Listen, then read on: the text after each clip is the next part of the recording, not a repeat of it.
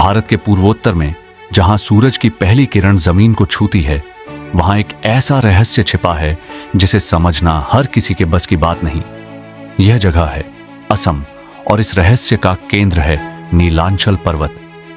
दूर से देखने पर यह महज एक पहाड़ी दिखती है, लेकिन इसके सीने के भीतर एक ऐसी ऊर्जा धड़कती है जो हजारों सालों से इंसान को हैरान करती आई है। आमतौर पर हम जब भी मंदिर जाते हैं तो हमारी नजरें भगवान की ऊंची और भव्य मूर्ति को ढूंढती हैं, लेकिन कामाख्या की महिमा सबसे अलग है। यहां देवी किसी इंसानी हाथों से बनाई हुई मूर्ति में नहीं, बल्कि स्वयं धरती माता के प्राकृतिक रूप में वास करती हैं।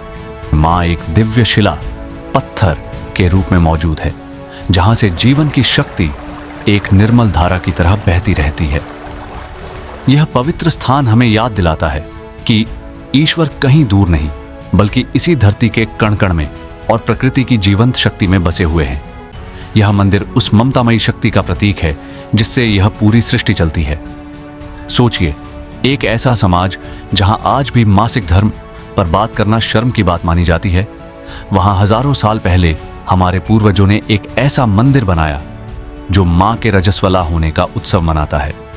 कामाख्या मंदिर हमें चीख चीख कर बताता है कि जिसे दुनिया अशुद्ध कहती है, वही असल में सृष्टि का आधार है।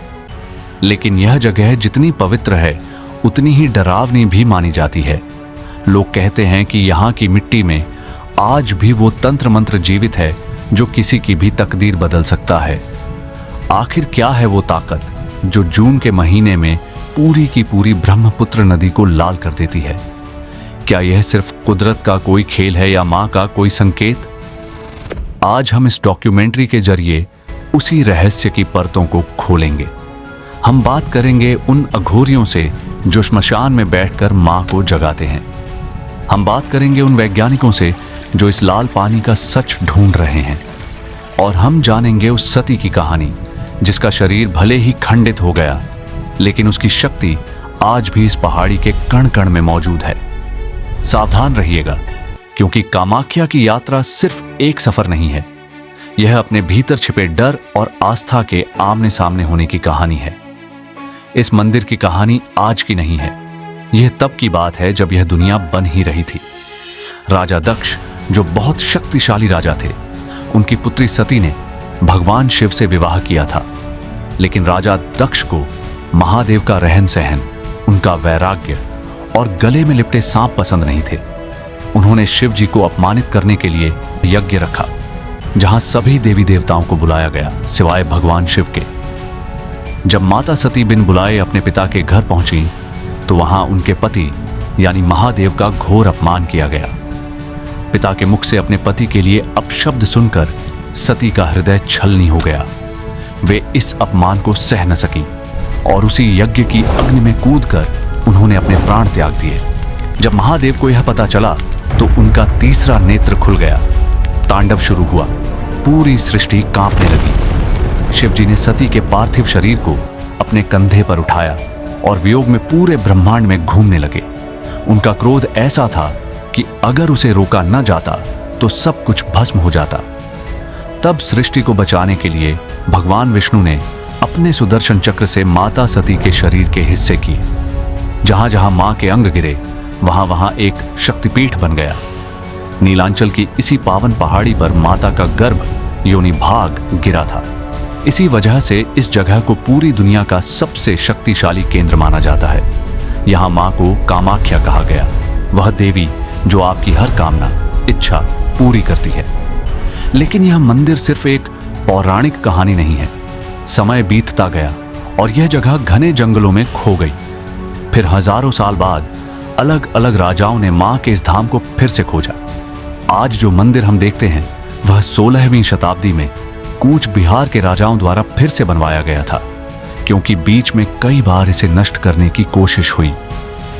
पर मां का यह स्थान अजेय है।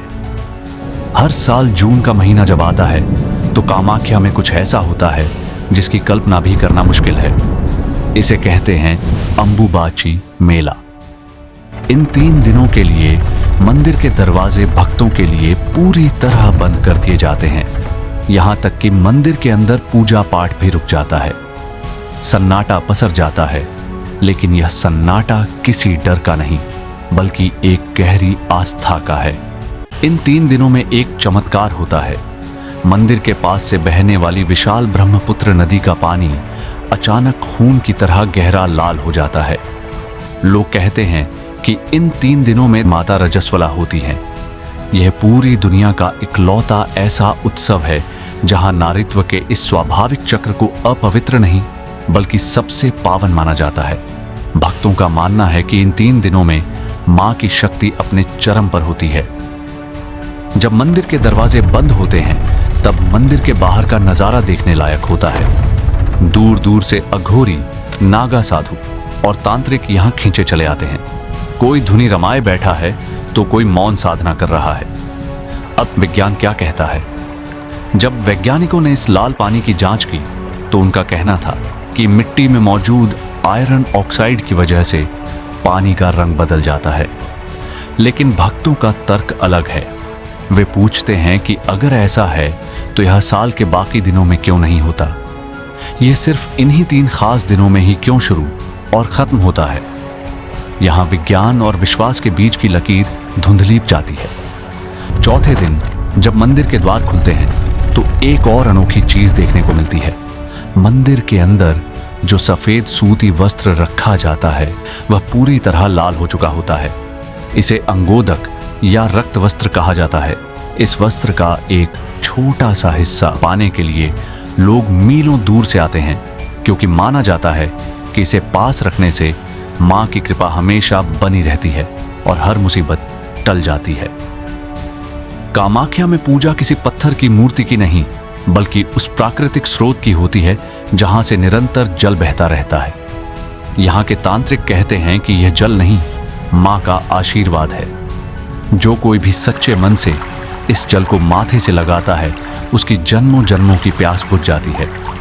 यह जगह सिखाती है कि श्रद्धा हो तो पत्थर में भी भगवान है और अगर न हो तो सब कुछ महज एक इत्तेफाक है। कामाख्या को तंत्र विद्या की राजधानी कहा जाता है। जब पूरी दुनिया सो रही होती है तब नीलांचल की इन पहाड़ियों के गुप्त कोनों में एक अलग ही दुनिया जागती है। यहां आपको ऐसे साधु और अघोरी मिलेंगे जिन्होंने अपना पूरा जीवन मां की भक्ति और कठिन साधना में बिता दिया है। उनके लिए मां कामाख्या सिर्फ एक देवी नहीं बल्कि उनकी गुरु और रक्षक भी हैं। यहाँ की एक और चर्चित परंपरा है पशु बलि। मंदिर के एक हिस्से में आज भी यह परंपरा निभाई जाती है। कई लोग इसे देखकर विचलित हो जाते हैं और सवाल उठाते हैं कि क्या यह सही है? लेकिन यहाँ के जानकारों का मानना है कि यह कोई हिंसा नहीं बल्कि एक प्राचीन बलि प्रथा है, जहाँ जीव को मां के चरणों में समर्पित किया जाता है। यहाँ आस्था का तर्क विज्ञान और आधुनिक सोच से बिल्कुल अलग है। यह एक ऐसा विषय है जिस पर समाज भंटा हुआ है, लेकिन कामाख्या में यह हजारों सालों से चली आ रही रीत का हिस्सा है। जब हम इन साधुओं के करीब जाते हैं तो पता चलता है कि वे हमसे और आपसे बहुत अलग नहीं हैं, बस उनकी दुनिया का सच अलग है। वे कहते हैं कि तंत्र का मतलब जादू टोना नहीं बल्कि अपने शरीर और मन को काबू में करना है।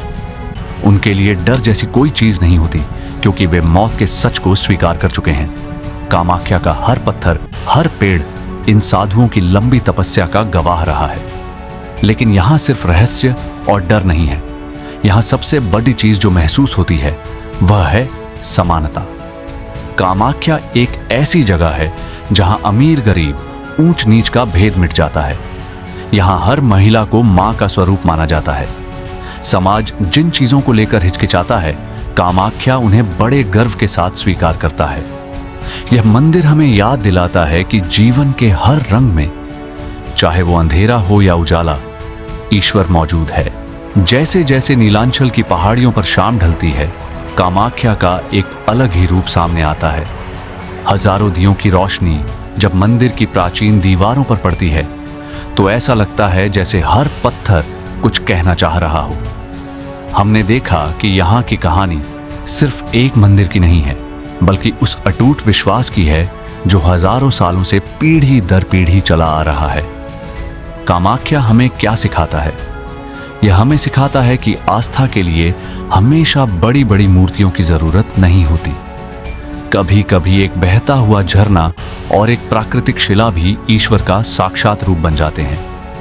यह जगह हमें अपनी जड़ों की ओर लौटने का संदेश देती है, उस प्रकृति की ओर जो हमारी रचयिता भी है और रक्षक भी। यहां आकर विज्ञान के तर्क थोड़े धीमे पड़ जाते हैं और दिल की आवाज तेज हो जाती है। चाहे वह लाल पानी का रहस्य हो या तंत्र साधना की गुप्त गलियां, सब कुछ एक ही सच की ओर इशारा करते हैं कि इस ब्रह्मांड में एक ऐसी शक्ति है जो हमारी समझ से परे है, जिसे सिर्फ महसूस किया जा सकता है। कामाख्या की यात्रा कोई साधारण यात्रा नहीं है, यह खुद को जानने की कोशिश है। यहां जो भी आता है वह अपने साथ सिर्फ प्रसाद नहीं बल्कि एक नया नजरिया लेकर जाता है। मां कामाख्या का यह धाम हमेशा हमें याद दिलाता रहेगा कि जीवन एक चक्र है, जन्म, मृत्यु और फिर से जन्म, और इस चक्र के केंद्र में बैठी है वह महाशक्ति जिसे हम प्यार से मां पुकारते हैं।